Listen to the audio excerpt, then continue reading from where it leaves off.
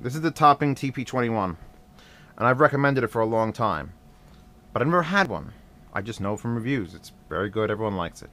So then why the hell do I hate this one? And it's not just like, oh, it's aesthetically unpleasing. It sounds bad. Something in it is wrong. Now, I was going to give this away in this June's giveaway on my subreddit, and I am seriously reconsidering it, or maybe I'll just ask if you'd rather have this or an SA36, or maybe even they're the same. It's the same price as the SA50. So, I mean, let's talk specs, all right, with these three. Topping is 15 watts per channel for speakers. All right, 15 watts per channel. This is 20, this is 50. Now granted, they're all TMs, which means those numbers are all way exaggerated. If this says 15, you're looking at maybe 7 to 9 before distortion happens, and it just sounds like asshole. On the 20 watter, you're looking at maybe 12 to 13 watts before distortion. And on the 50, I'm assuming around 35 watts before distortion takes over.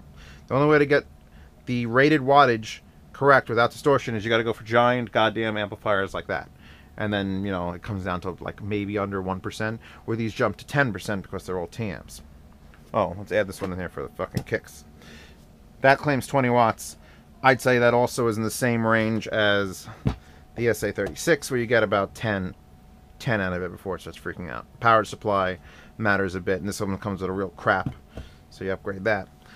Now, of these four, and I have my Indeed in my boombox, which would be sitting here, and that's 25 watts per channel, and I'm going to again say it's around 14 or 15 before it distorts. This is the only one, this Topping is the only one that has a headphone amp built in. The only one. You got to go for a much, much higher end anything else to get one with a headphone amp built in. So I said, good, this is a great little deal. I'll get these little club speakers, and I'll get this Topping. I'll finally review it, say how great it is, and then I'll give it away, and I won't feel guilty about spending all the money on it.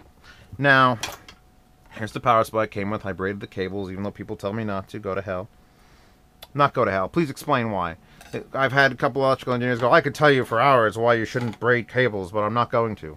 Please go into tell me for hours, because I'm sure electrons are spinning and it's causing feedback, or it's going to magnetize something and it'll erase my hard drives. There's a reason. I don't know what it is. I just think it looks much cleaner, and you can't tangle the wires, and they have a sort of springy effect. Look at this. Look at this little puddle of... Bam! And then you just undo a loop and it pulls straight out back into its full length. So I like braiding cables. I'll probably, if I'm going to send this back, I have to unbraid it. The problem's now with the TP21.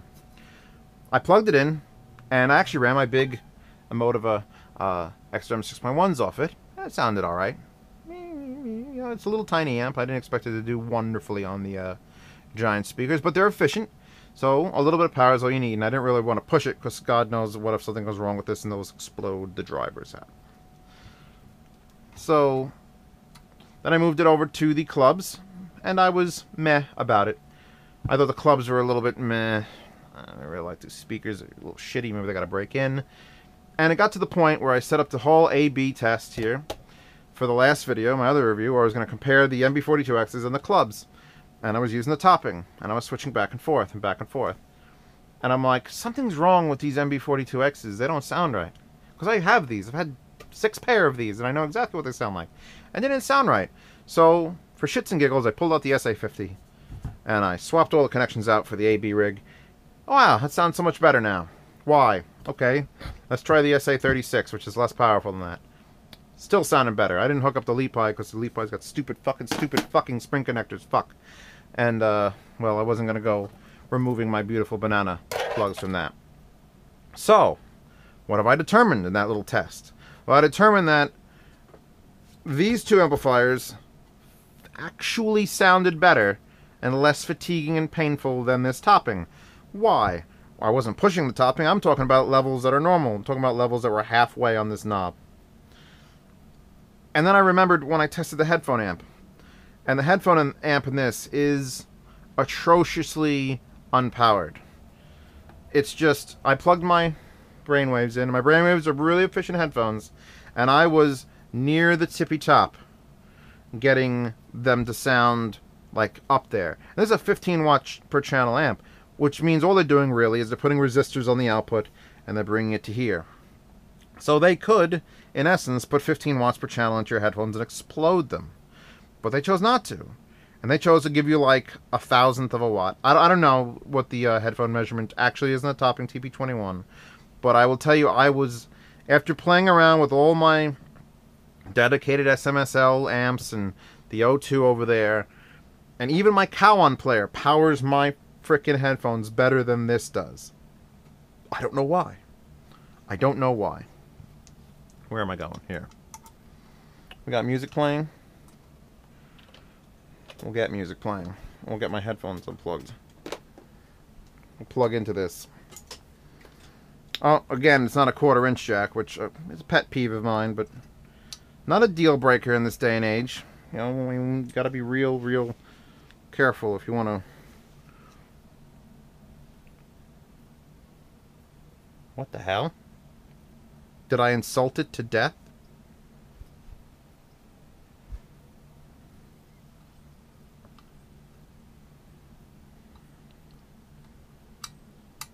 Whoa! So there's a new predicament. Check this shit out. I just had the unit off. Headphones plugged in. And it's playing the music back. With no power. So I'm like, why isn't this volume control doing anything? So apparently it's taking the line level from my DAC over there. And that's seeping through the unit into my headphones. With no power. That's weird. And the volume control is physically adjusting it. From off to barely audible. My brain hurts. Okay. I've never heard of that. Our audiophile, what the fuck is that about? How are my line levels coming into an unpowered amplifier? Power switch does nothing to affect that. I'm still controlling the volume. Wow. We're going to delve into poor design. We're going to be like David Hasselhoff when he swam under the sand. Alright, so now it's plugged in. And by the way, worst power indicator ever. I yell about, oh, they got blue LEDs behind the volume indicators. And the ones in this are so bad. There we go. Can you tell it's on? I think you can.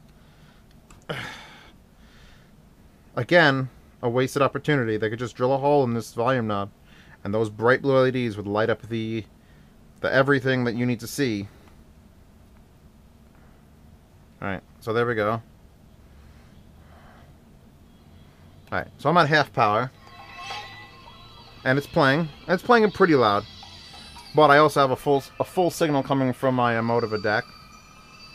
And I know that a half volume, it doesn't get much. It's the let's talk about the volume profile. SA36 here. It's a gentle ramp up to about halfway, then it gets exponentially louder and distorts past half on full signal. The SA50 is constantly louder, and usually like a 1/4 volume is all you ever need. And then it just gets louder, and it distorts from it just distorts speakers. It doesn't distort the amp. This is very much like my Indeed amp, where it gets gently louder, and the last 10% of the volume knob is 50% of the volume. So it goes from not distorting, distortion, oh my god! And it's the same with headphones, since it's using the exact same amplifier for the speaker outs, just through your headphones and reduced on resistors. So, again, let's put this on.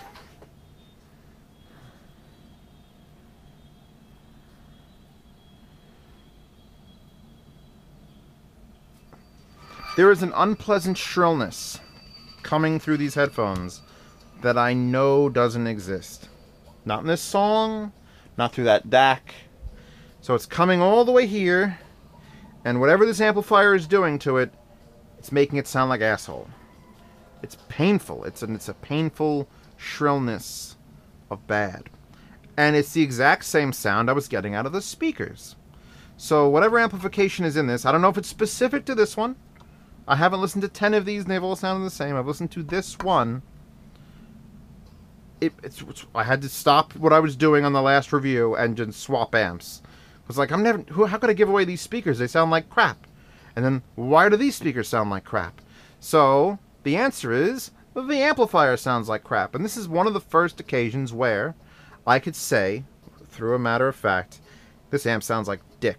And if I've sold you one in the past, if I've convinced you to buy one, if you're a CB man who won the boombox and you've got your Fluenza 66 hooked up to this, stop, try one of these. Or try another one. Try anything else. And then sell this. Because it isn't really good for headphones. I mean, it's playing them, but it's playing them with the same crappy amplification that it plays the speakers. Which I am going to have to hook it up at some point. What the hell am I doing here? Left ground green. Left hot white. Right hot red. Right ground black. Now, like all modern electronics, they're retarded. And as soon as you plug your headphones in, the speakers stop outputting. So you have to physically unplug to have the speakers work. And of course, that means when it's time to listen to headphones, you got to physically plug and physically unplug and plug and physically unplug. Instead of there being a switch or a relay button. There's a relay in here. In here. In every one of these things. My XDA2, everything. Everything that has a headphone plug in it, when you plug it in and the speakers stop playing, a relay is clicking over on the board. A little, whatever, 10-cent relay. So it's there. And the relay is being triggered by a ground that's being connected when you plug this in. So if they wanted to have it so you could plug this in, and then have a clicking button that goes speakers, headphones, speakers, headphones, they could do it, and they choose not to. If I was going to recommend this amp, by the way, since the power switch is on the back, which makes it sort of impossible to get to, I was going to recommend running it like this, vertically. Because then you could just reach behind it and switch it off and switch it on. Doesn't affect the knob or anything. And it stands up because it's so big. I mean, you see how much bigger this is than the SMSLs? Or Indeeds. The Indeed is slightly wider, but we're looking at like nearly an inch wider. I'd say more than 3/4 and over a ½ inch deeper. For what? For less power and a headphone jack. I don't get it. They just got a good deal. Is there crap in the bottom of my thing? Oh, I took off the rubber feet. They just got a good deal in these boxes. Is all I could think of. What the hell was that? It's got a squeak too. Yeah, there's nearly full volume. That's nearly full volume, and it's a low song. It's a low song, but it's still what's coming out of an amplifier, a full-blown amplifier that should be able to put as much power as it feels necessary through this. Nothing's going to have a discrete amplifier in it, not for $70. You're going to have to go way higher into the amplification range. The XGA2 there even doesn't have a dedicated headphone amplifier. It just has very good power supplies for the line outs, and it diverts them to the headphone out. And it can damage headphones real easy. So, there you go. So, this is not good at towering headphones. I'll unplug this now that we've hooked up the speakers an hour ago. What am I on? Here's the Mica 3s, which I don't have the good recorder on. You have to take my word on it. Here. Get out of here. Go, get out of here. Hear those highs? I don't know if you can hear them. The microphone on the GoPro is very good, but it's not great. It's not, you know, Tascam levels. Wonder why Gambino got the game. Half-tied thicky. All she wanna do is bang. Something's so wrong with it. It's just...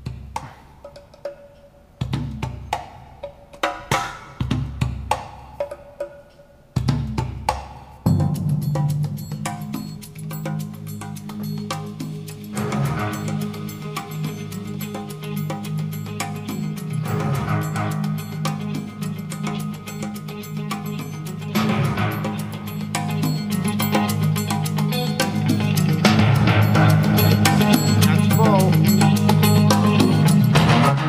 distortion like a bastard at full.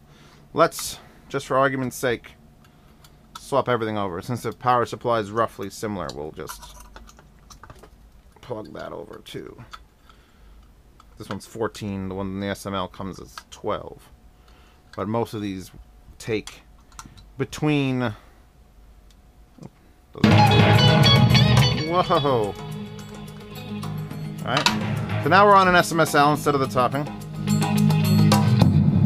And we're at halfway. And I can tell you, just please believe me, sounds better than the topping did. There's less bad going on. Tingly bad has been removed.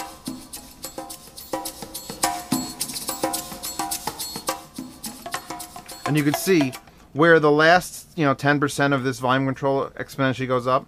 It's the last half of the SMSL. So there's that, and then almost like a real volume control.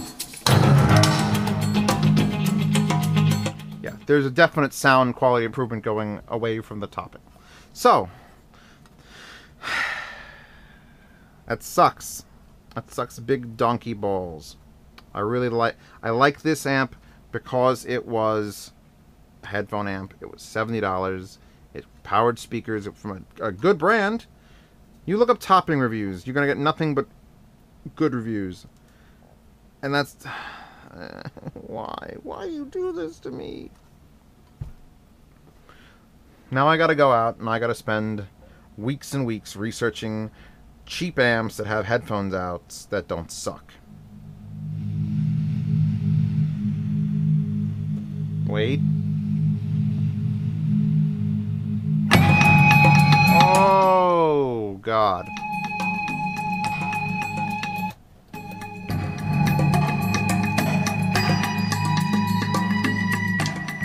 Club 3s. So, save your money on the topping TP21. Got an SA36 for $50 instead of $70. Spend the other $20 on a cheap Theo headphone amp and just run the line-ins and outs through it and be done with it. Because it's just not, it's not worth it. This is not worth it. That's sad. The sad day for Zeos. Look at all his beautiful things. Now what am I going to do with this? Well, I'm still going to give this away. Alright, I'm still giving away the Club 3s. The little ones on the bottom that actually take a banana plug in the back. It's a miracle. And I will announce on the forum, on the subreddit, in the post, that the winner gets to decide if they want to have the TP21. I'll keep it around. If you want to give it a shot anyway, even though this review is scathing, I will give you this one. Or maybe I'll swap it out in the time before the month ends. I'll contact Amazon and say, hey, look, I got a broken one. And then if I get another one and that one's still messed up or still has an audible problem, then I'm done and I'm removing it from my recommendations list. And in that case, you could have either the SA36 or, to keep the value the same, I will even maybe throw in the SA50. Oh, this is a way overkill amp for the Mica 3s. It's nearly as big as the Mica 3s. Look at it. Look at the little baby thing. That'll be like a Ferrari engine in a Fiat. Which sounds like a great idea. Yep, and I'll even include these. It wasn't even about the cost of the amp. I was pissed off. I wanted to give away one with a headphone amp built in. And now I can't. Now that sucks. Screw it. Screw everything.